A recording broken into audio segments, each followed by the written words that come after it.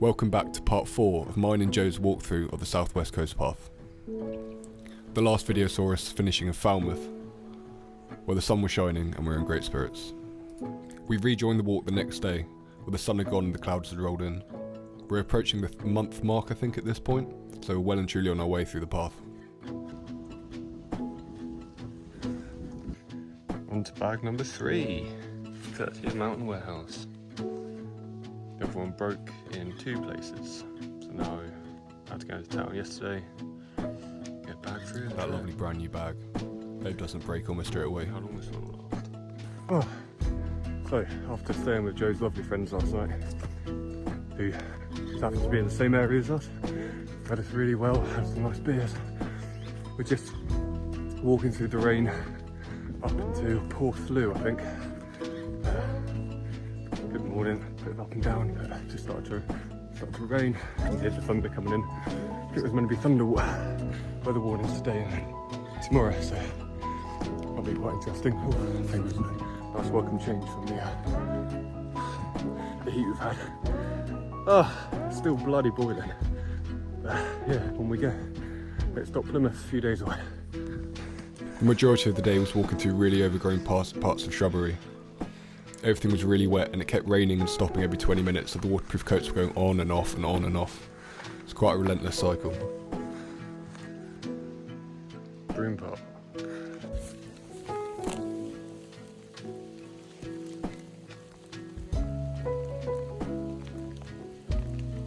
You can see at this point we got sick of putting the raincoats on and just decided to get wet.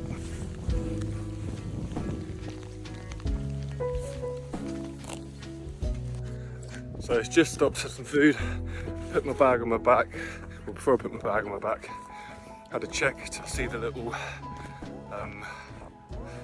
the straps which broke on my last bag yesterday, which I said, just had a look at them and they've almost ripped all the way through already. So I don't really know what to do now. It's holding on by one thread, my whole bag. Got about 70 miles to Plymouth, which is where the next mountain warehouse will be, where returning it, getting my money back. I'm not going anywhere near mountain warehouse ever again. The bag's not overfilled, it's not got too much weight in it, so I really don't know what is going on. But I think the only thing I can do is try and make it survive another couple of days. And go to a bigger shop, go outdoors or something, and you're just gonna have to fork out a lot of money for a better bag. Loads of shit really, isn't it? It's hard to explain just how stressful the idea of my bag breaking was at this point. If it broke, I'd potentially have to carry all my stuff in my arms for the next 70 miles until Plymouth. It wasn't really worth thinking about.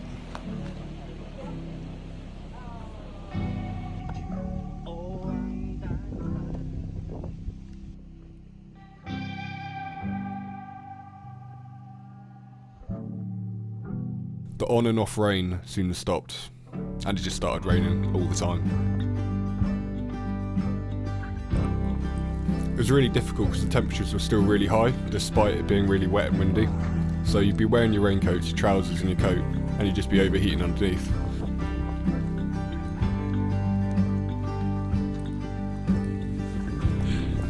As we rolled into the evening, the walking got quite intense. It was getting darker and darker and we didn't know how far we were to the next town. The rain got heavier and heavier and I wasn't filming by this point. We ended up finding the small town we were looking for. We found a restaurant and took refuge, before finding a nice campsite where they really kindly let us put up our tent, our stuff, not our tent, in a sort of barn restaurant place for the first night, just because it was pitch black and torrential rain outside. We ended up staying at this campsite for 2 days just drying our stuff and relaxing. The days before walk was pretty horrendous, so we got drunk and ate food. Before you say anything, I didn't do this, but I'm quite interested to know if people in the comments have any idea how this happened. Potentially a bird. I think there's one that does a similar thing to prey when it's hunting.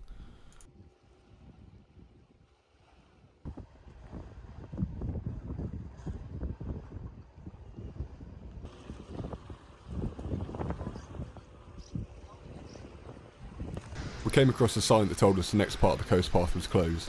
We spoke to a few locals and they assured us there was no way of getting around and we had to walk miles inland to find a route. Me being me and Joe being Joe decided to do it, and it wasn't that hard at all, to be honest with you. And this was about as extreme as it got, so I'm not quite sure what was going on there really. I loved as we moved along the path, we got thousands of different snapshots from thousands of different people's lives.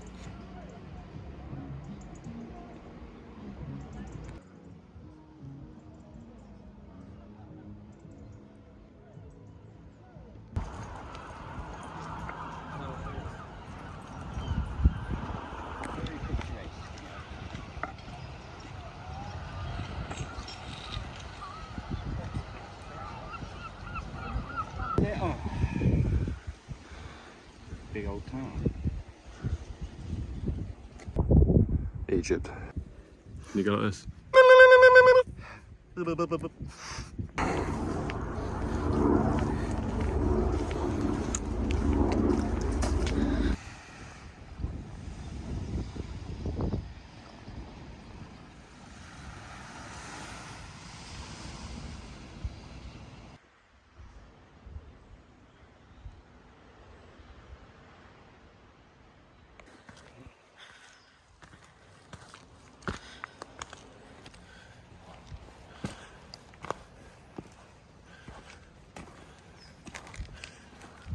So today we've got a couple of big days. We're going to try and go from where we were in Par up to I think it's about 21 miles or something. And then the day after we'll try and get from Luton to Plymouth or to the Cremel ferry in the evening, which I doubt we'll probably get there too late for it to be running. So into Plymouth probably Monday now.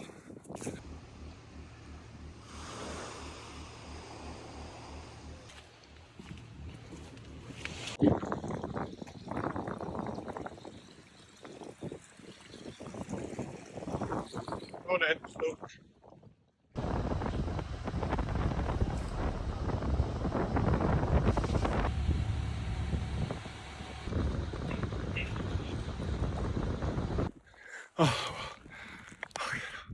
That's probably the hardest I've pushed myself ever in my life.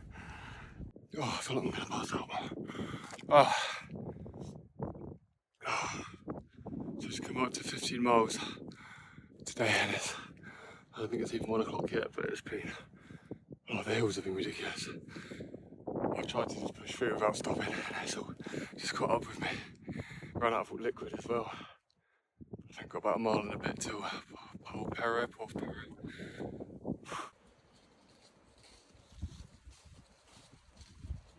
I'm going to do the same.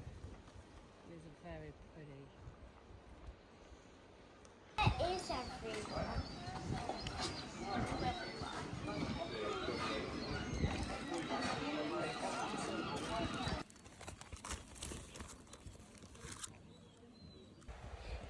Best feeling in the world when you think somewhere it's going to buy you out 7 miles and it's way less than you think.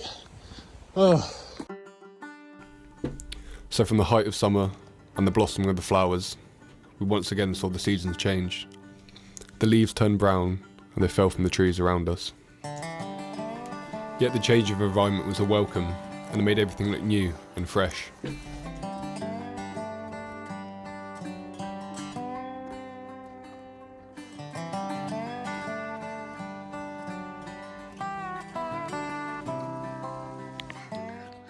Makes a nice change. Got some narrow country lanes. No sight of the sea. It's nice and refreshing to be fair. So, me and Joe have parted ways for a couple of days. No bad feeling or anything. Just he got to Port Perret and really liked it there. And I really want to get to Plymouth today because my bag's broken. So I'm going to push on to Plymouth today, and I'll be up with Joe tomorrow once I've done all my errands and stuff. Yeah, about 20-mile day today, I think, up to Cremel. And depending on what time I'll get there, I'll either get the ferry or walk up to Tor Point, but most likely I'll get the ferry. But yeah, we'll see what today's got. I don't think it's going to be as hard as yesterday, so that is a welcome relief. Don't get me wrong, I love walking by the sea, but you do it so much that when you come to places like this, there's no sea or anything in sight. It's a complete change of environment. It does remotivate you.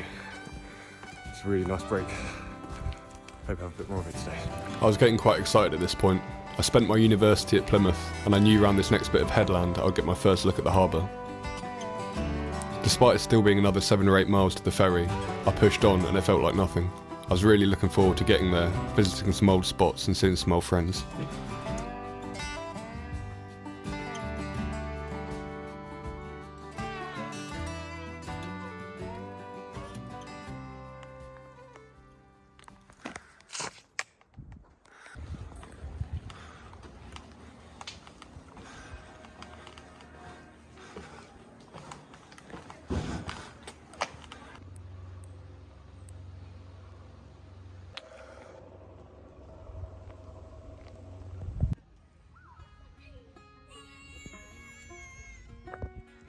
Plymouth.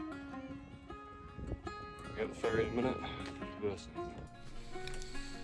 Looking across at the harbour, it felt like I'd almost arrived home, and part of me felt the walk had finished despite only being halfway through.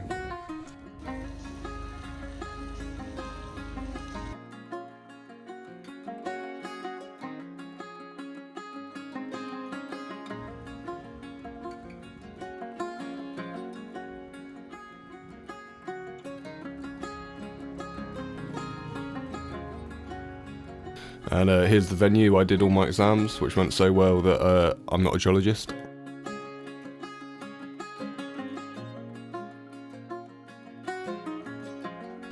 Now, a lot of these clips won't mean a lot to anyone, but for me this video is quite a personal thing. So these are the halls I used to live in, and this is where I met a lot of the people that are still really important in my life today.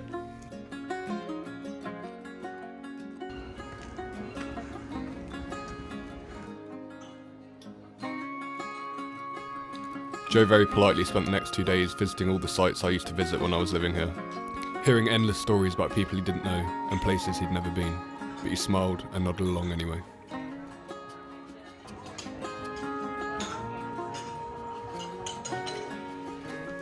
This place is called Jake's, and this is somewhere we used to go after nights out for cheesy chips. It's a fairly basic greasy kebab shop type place, but I still get cravings for this specific place to this day. We were very kindly given a place to stay by some old friends, where we caught up and relaxed. The perfect end to a good stretch of walking.